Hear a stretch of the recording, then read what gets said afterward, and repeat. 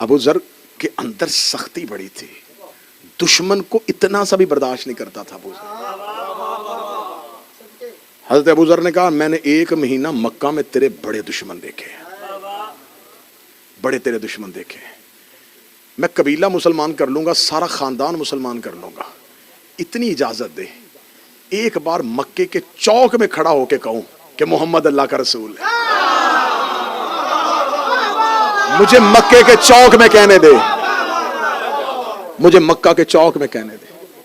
اور کتابیں کہتی ہیں کہ حضرت ابو ذر آئے اور خانہ کعبہ کے غلاف میں ہاتھ ڈالا، مشرکین مکہ کے درمیان کھڑا گا، سلام مکے والو، میں گواہی دیتا ہوں یہ محمد اللہ کا رسول ہے۔ یہاں سے جرت آپ نے دیکھنی ہے ابو ذر کے اندر جرت کتنی تھی۔ ابو ذر نے یہ لفظ کہے، مکہ کے لوگوں نے اکٹھے حملہ کر دیا، زخمی کیا ابو ذر کو۔ یہ حضرت عباس ابن عبد المطلب رسول کے اور مولا علی کے چچا ہے، آ کے مکہ والوں کو کہنے لگے مارتے ہو تو مار لینا، لیکن اتنا یاد رکھنا یہ بنی غفار کا ہے، بنی غفار کا خاندان، بنی غفار کا قبیلہ۔ یہ جب لوگ مکہ سے تجارت کے لیے قافلہ شام کی طرف لے کے جاتے تھے تو رستے میں بنی غفار آتا تھا،